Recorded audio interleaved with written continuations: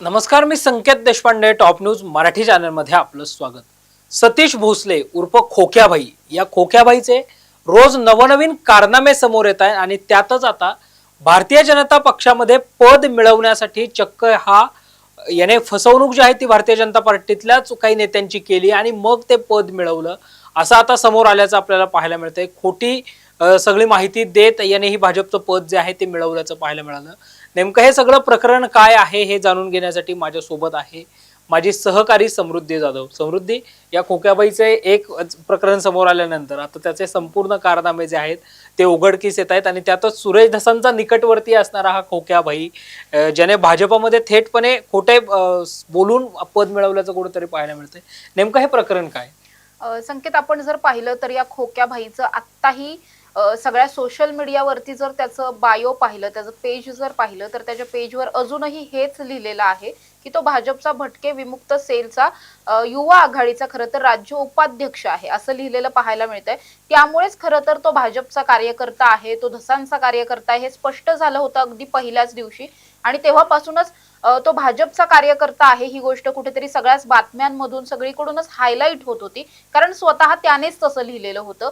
मात्र इतक्या सगळ्या दिवसांच्या नंतर म्हणजे मला वाटतं की हे खोक्याबाईचं प्रकरण जवळपास एक 5-6 दिवस झालेत समोर येऊन, आणि या 5-6 दिवसांच्या नंतर आता आज कुठेतरी भाजपला जाग आलीये की काय, असा एक सगळ्यात पहिला तर प्रश्न आहे. कारण भाजपने आज हे खरं तर डिक्लेअर केलंय असं की हा कुठल्याही पद्धतीने ही जी आघाडी आहे, भटके विमुक्त आघाडी आहे, त्याचा कुठलाही पदाधिकारी हा नाहीये, त्याचं 2021 सालीच निलंबन करण्यात आलं होतं असं त्यांनी जाहीर केलंय.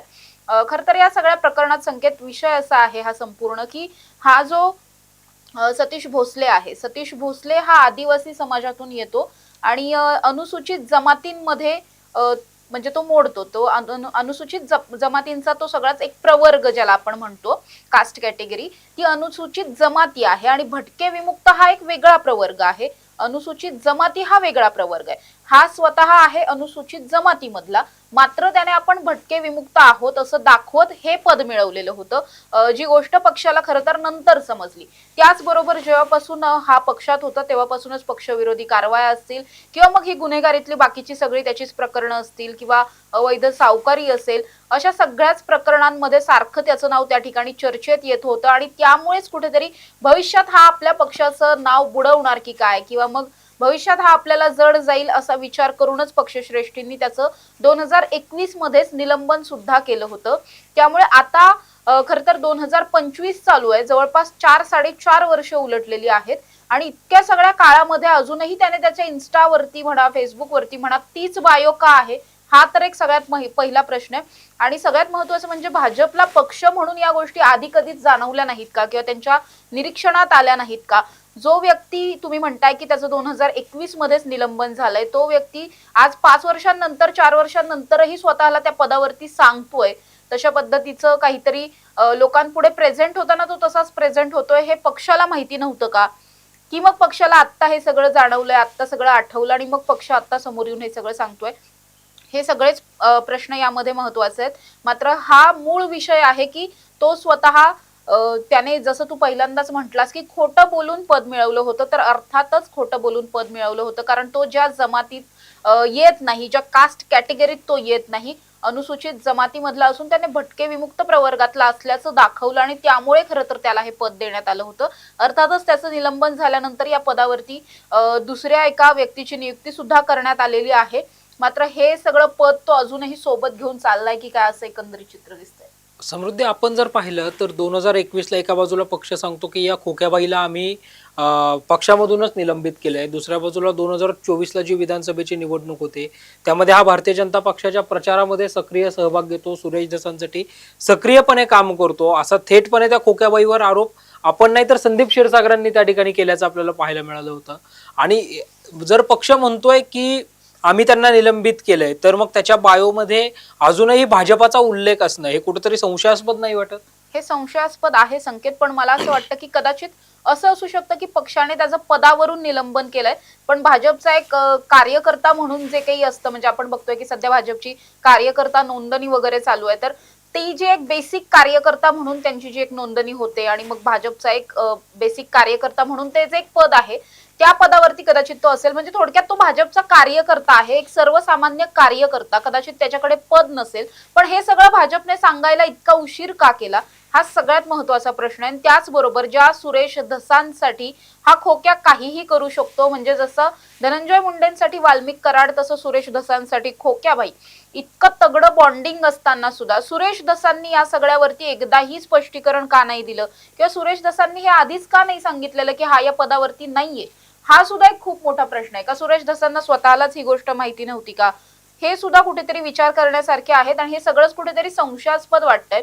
जर एखाद्या व्यक्तीचं तुम्ही 4 वर्षांपूर्वी निलंबन केलंय आणि तो व्यक्ती अजूनही तीच ओळख घेऊन कुठेतरी समाजात फिरतोय, आपण जर या खोक्याबाईचे नवीन नवीन आत्ताच लेटेस्ट टाकलेल्या पोस्ट जर काही पाहिल्या, तर हा खोक्याबाई जो 200-400 प्राणी पक्ष्यांचा जीव घेतो, त्यांची हत्या करतो, कदाचित त्यांची तस्करीही करतो, त्यांना मारून त्यांचं मांस खातो, त्याची विक्री करतो, अवैध धंदे करतो, असे सगळेच अवैध धंदे करणारा किंवा इतका मोठा गुन्हेगार असलेला खोक्याबाई चक्क इंजिनिअरिंग कॉलेजमध्ये जाऊन भाषण देतो, आणि तेही पुण्यासारख्या शहरातल्या इंजिनिअरिंग कॉलेजमध्ये. म्हणजे ही फार जास्त आपण म्हणू शकतो की विरोधाभास असलेली ही गोष्ट आहे की खरंच म्हणजे या माणसाने स्वतःची प्रतिमा काय तयार करून ठेवली होती, तो मुळात कसा आहे, आणि जगाला दाखवण्यासाठीची त्याची एक प्रतिमा, त्याचे सगळे सोशल मीडियाचे अकाउंट्स, हे सगळं पाहिलं तर कुणालाही असं वाटणार नाही की हा गुन्हेगार आहे. कारण बाकीचं सगळं पाहिलं तर अतिशय लॅविश आयुष्य जगणारा, आणि सगळीकडे ह्याला सन्मानाने बोलवतात, सत्कार करतात, अशा पद्धतीच्या सगळ्या पोस्ट असल्यामुळे कुणालाही संशय येणार नाही खरं तर या अकाउंटवरती, असं हे अकाउंट होतं. मात्र जेव्हा पक्षाला याच्या सगळ्या या अवैध धंद्यांबद्दल कळलं, त्यानंतर पक्षाने याचं निलंबन केल्याचं आज डॉक्टर लक्ष्मण जाधव यांनी सांगितलंय. या गोष्टीमध्ये किती तथ्य आहे, काय आहे, काय नाहीये, हे खरं तर पक्षाच्या कुणीतरी अधिकृत नेत्यांनी समोर येऊन सांगणं गरजेचं आहे. कदाचित आपण अशी अपेक्षा करू शकतो संकेत की सुरेश धसच कदाचित या सगळ्याचा उलगडा स्वतः करतील, तर त्या गोष्टीवर जास्त विश्वास ठेवतील लोक. पण निश्चितच समृद्धी, यामध्ये जर आपण पाहिलं तर अगदी पहिल्या दिवशी विधिमंडळाच्या पायऱ्यांवर सुरेश धस सांगतात की हा खोक्याबाई माझाच कार्यकर्ता आहे, आणि जर तो चुकीचा त्याने जर काही चुकीचं केलं असेल तर बिनधास्त त्याच्यावर गुन्हा दाखल करा.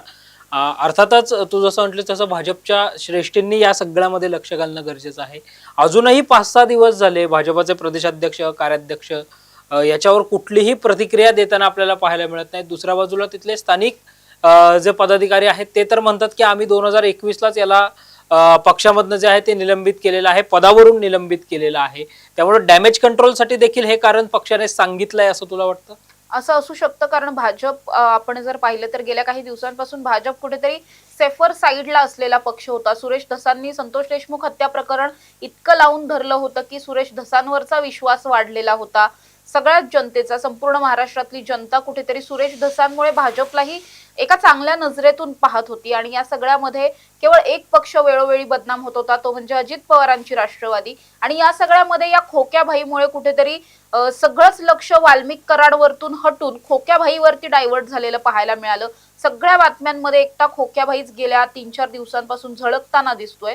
त्यामुळे कुठेतरी भाजपचा पदाधिकारी आहे किंवा धसांचा कार्यकर्ता आहे हे इतक्या वेळा बिंबवलं जात होतं की त्यामुळे सुरेश धसांचं वैयक्तिक तर नुकसान होतच आहे, मात्र पक्षाचं सुद्धा या सगळ्यात नुकसान होऊ शकतं. आणि त्यामुळे कुठेतरी डॅमेज कंट्रोल जसं तू म्हटलास तेच टाळण्यासाठी हे सगळं करण्यात आलंय की काय, असाही एक संशय व्यक्त केला जातोय.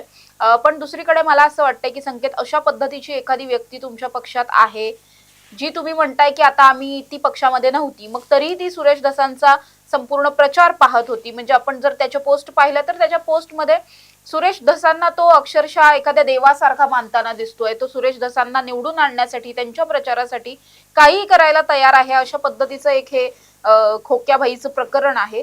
मग सुरेश धसांचा एखादा कार्यकर्ता अशा पद्धतीचा आहे हे पक्षश्रेष्ठींनाही माहिती नव्हतं का? जर या व्यक्तीवरती इतके सगळे गुन्हे आहेत आणि त्याचं नाव जरी राज्याला आत्ता कळलेलं असलं तरी बीडमध्ये हे नाव प्रचंड चर्चेत आधीपासूनच असलेलं नाव आहे, मग बीडच्याच वरती जे कोणी पक्षश्रेष्ठी आहेत भाजपचे त्यांना ही गोष्ट माहिती नव्हती का की जाणून बुजून दुर्लक्ष केलं जातं आणि आता कुठेतरी आपल्या पक्षाच्या अंगलट यायला नको म्हणून मग त्याला वाऱ्यावर सोडून द्यायचं की हा आमचा कार्यकर्ताच नाहीये, आमचा पदाधिकारीच नाहीये, असं म्हणायचंय का? अशा पद्धतीचे कुठेतरी संशय या सगळ्यात व्यक्त केला जातोय. पण भाजपच्या नेत्यांनी जर आपण पाहिलं तर या सगळ्या प्रकरणामध्ये अधिकृतरित्या फार काही चांगले स्टेटमेंट किंवा दिलेच नाहीयेत असंही आपण म्हणू शकतो.